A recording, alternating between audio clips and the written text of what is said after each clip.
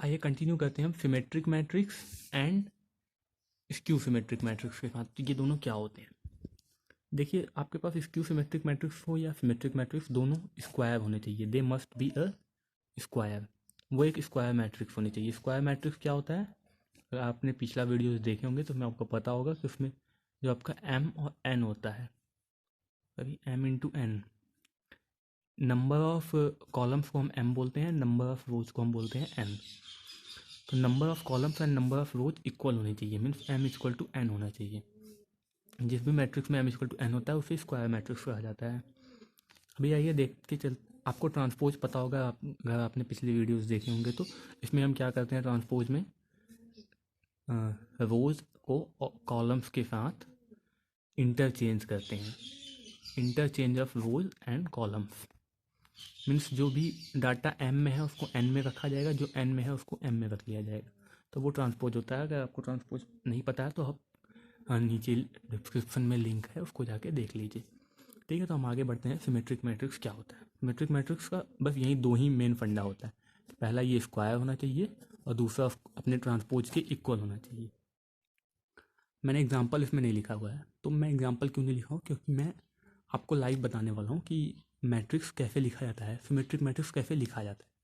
तो देखिए, आप कुछ कोई भी एक मैट्रिक्स ले लीजिए। आपको कोई भी एक मैट्रिक्स अगर बनाना है सिमेट्रिक मैट्रिक्स, तो उसके जो डायगोनल्स होंगे, लाइक मैं एक 3x3 का मैट्रिक्स लेके चलता हूँ। 3x3 के मैट्रिक्स में जो डायगोनल्स होंगे, इसका डायगोनल्स ले लेते हैं, कुछ भी ले लीजिए डायगोनल में, A B and C. But diagonal के बाद आपके पास जो 3 एलिमेंट यहाँ बचते हैं, 3 एलिमेंट यहाँ बचते हैं, ये सेंसिटिव होते हैं फॉर सिमेट्रिक मैट्रिक्स। डायगोनल में आप कुछ भी वैल्यू दे सकते थे, ए बी सी जो मैंने दे रखा है। तो ये जो 3 एलिमेंट्स हैं, अपर 3 एंड लोअर 3, इनको हम कैसे लिखेंगे? आप इनमें से कोई एक चूज़ कर लीजिए। लाइक मैं लोअर 3 को ले लेता हूँ, यहाँ पर मैं लोअर 3 में रखूँगा 1 2 एंड 3। 1 2 एंड 3 ले लिया। तो अब अपर 3 में भी मुझे बिल्कुल एग्जैक्टली सेम वैल्यूज़ रखने होंगे, 1 2 एंड 3, यानी 1 2 एंड 3। तो ये मैट्रिक्स कैसा दिखेगा आपको? A 1 2 1 B 3 2 3 C, यही दिख रहा है A1 2। अभी इसका ट्रांसपोज निकालिए। ट्रांसपोज में क्या होता है कि जो भी रो में होंगे उनको कॉलम में लिख दिया जाएगा, जो कॉलम में होंगे उन्हें रो में लिखा जाएगा। तो ये R1 R2 एंड R3 हैं आपके, ये हैं C1 C2 एंड C3। तो R1 का जो भी डाटा है उसको हम उठा के C1 में लिख देते हैं, A1 2। ये था R1 का डाटा, मैंने C1 में लिख लिया। नाउ R2 का डाटा उठा के हम C2 में लिख देते हैं, 1 B 3। फिर R3 का डाटा उठा के हम C3 में लिख देते हैं, 2 3 C। देखिए क्या बिल्कुल सिमिलर बन रहा है, कोई भी चेंज आया है? मैंने ट्रांसपोज निकाला बट कोई भी चेंज नहीं आया। अभी पिछली बार ट्रांसपोज निकाला था आपने तो देखा था चेंज, डाटा चेंज हो गया था, बट यहाँ पर डाटा चेंज नहीं हो रहा है। बिल्कुल ट्रांसपोज और जो भी आपका रियल आपका मैट्रिक्स था, जो आपने मैट्रिक्स लिया था, वो मैट्रिक्स और उसका ट्रांसपोज दोनों एक दूसरे के एग्जैक्टली इक्वल हैं। इसका मतलब क्या होता है? ये एक सिमेट्रिक मैट्रिक्स है। आइए अब देखते हैं हम स्क्यू सिमेट्रिक मैट्रिक्स क्या होता है। स्क्यू सिमेट्रिक मैट्रिक्स में भी लिखा है कि they must be a square. First condition दोनों का सेम है कि दोनों एक स्क्वायर मैट्रिक्स होने चाहिए। स्क्वायर मैट्रिक्स क्या होता है? m इंटू एन के फॉर्मेट में होना चाहिए और उसका m और n इक्वल होना चाहिए। यानी यहाँ पर देखिए ये 3 इंटू 3 के फॉर्मेट में है ना, तो इसका m 3 है और n भी 3 है, तो m इक्वल टू n है। तो आइए देखते हैं आगे क्या है। इसका सेकेंड कंडीशन क्या होता है स्क्यू सिमेट्रिक का? Equal to negative of its own transpose. इसका क्या मतलब होता है? मतलब खुद के ट्रांसपोज का निगेटिव हो, यानी ये जो ट्रांसपोज आया है इसका निगेटिव जो आया है वो इक्वल होना चाहिए। आइए, मैंने इसके लिए भी कोई एग्जांपल नहीं लिख रखा है, क्योंकि मैं इसको भी लाइव आपको बताने वाला हूँ कि कैसे फाइंड करते हैं स्क्यू सिमेट्रिक मैट्रिक्स। अगर आपसे पूछा जाए right a skew symmetric matrix of order 3 into 3, तो कैसे लिखेंगे? आप किसी भी ऑर्डर का पूछ सकता है आपसे, जनरली 2 इंटू 2 का या 3 इंटू 3 का पूछेगा। तो 2 इंटू 2 का और 3 इंटू 3 का, लाइक आपने सिमेट्रिक मैट्रिक्स का देखा था, इसमें मैंने आपको 3 इंटू 3 का बताया। तो ऐसा नहीं है कि ये केवल 3 इंटू 3 के लिए है। आपको किसी भी ऑर्डर का पूछा जाए, जिस भी ऑर्डर का पूछा जाए आप बस लाइक मैं 2 × 2 का बता देता हूँ आपको। तो 2 × 2 में भी आपको क्या करना है, बस डायगोनल ले लीजिए, डायगोनल पे कुछ भी रख दीजिए। बाकी जो अपोजिट बचते हैं, यहाँ पर आपने अगर एक्स रखा तो आपको यहाँ भी एक्स रखना होगा। क्लियर है?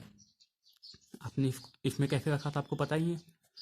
जो भी यहाँ पर है वही सेम डाटा यहाँ पर ट्रांसफ़र कर दीजिए आप।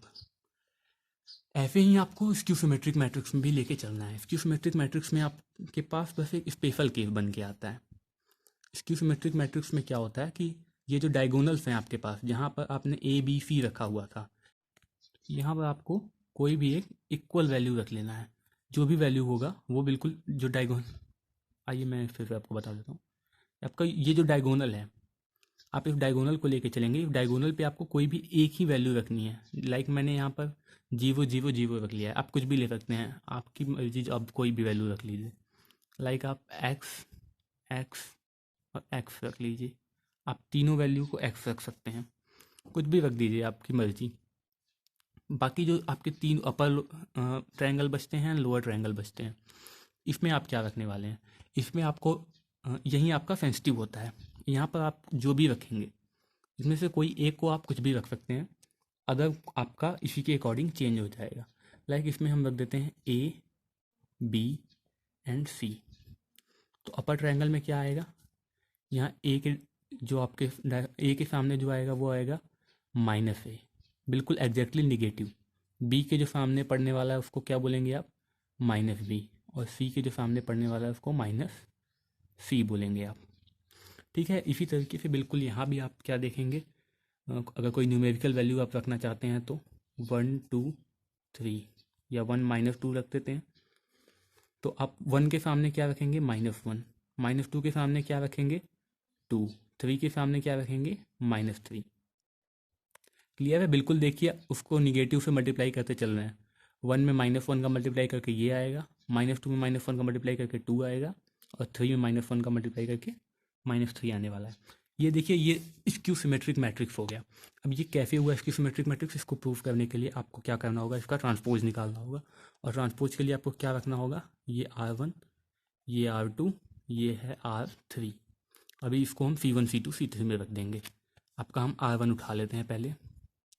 R1 को उठा के रखेंगे 0 -1 एंड 2। ये हो गया आपका R1, जिसको हमने C1 की जगह पे रख दिया। अभी C2 की जगह पे क्या रखने वाले हैं हम, आपका R2 रख देंगे 1 0 एंड -3। नाउ C3 की जगह पे हम रखेंगे R3 को -2 3 एंड 0। ये बन गया आपका ट्रांसपोज। लाइक अगर ये मैट्रिक्स था M, तो ये बन गया M ट्रांसपोज। अभी देखते हैं, हमने आपको कंडीशन में क्या दिया हुआ था, equal to negative of its own transpose. तो खुद के ट्रांसपोज के निगेटिव का इक्वल होगा, तो ये ट्रांसपोज है। अब इसका निगेटिव क्या आएगा, -m⁻t। इसका क्या वैल्यू आएगा, इसकी वैल्यू आएगी, सब में निगेटिव हमको फ्लो कराना है, -0 0 ही होगा, -1 -2 के बाद भी माइनस लगा देंगे तो क्या आएगा, +2 -3 0 3 0 1 एंड -2। ये आने वाला है आपका निगेटिव ऑफ M ट्रांसपोज। देखते हैं क्या ये दोनों से इक्वल हैं। 0 -1 2 0 -1 2 1 0 -3 1 0 -3 -2 3 0 -2 3 0। ये दोनों सेम है, यानी क्या हुआ, ये मैट्रिक्स जो है स्क्यू सिमेट्रिक मैट्रिक्स। अगर आपको क्लियर हो गया कि स्क्यू सिमेट्रिक मैट्रिक्स और सिमेट्रिक मैट्रिक्स कैसे फाइंड किया जाता है, that's good, then thank you. अगर कोई भी डाउट बचा है कि सिमेट्रिक मैट्रिक्स या स्क्यू सिमेट्रिक मैट्रिक्स कैसे लिखा जाता है, तो आप वीडियो को दोबारा देख लीजिए, बिल्कुल क्लियर हो जाने वाला है। बहुत ही सिंपल तरीके से आपको बताया गया है। यहाँ पे बिल्कुल आप सीधे सीधे लेके जाने वाले हैं सिमेट्रिक मैट्रिक्स में, और स्क्यू सिमेट्रिक में क्या करने वाले हैं, इसको सीधे सीधे ले जाके निगेटिव कर देंगे उसको। ठीक है, आप इसको वीडियो को चाहे तो दोबारा देख सकते हैं, या फिर आप आगे बढ़ सकते हैं, आगे बढ़िए। Thank you.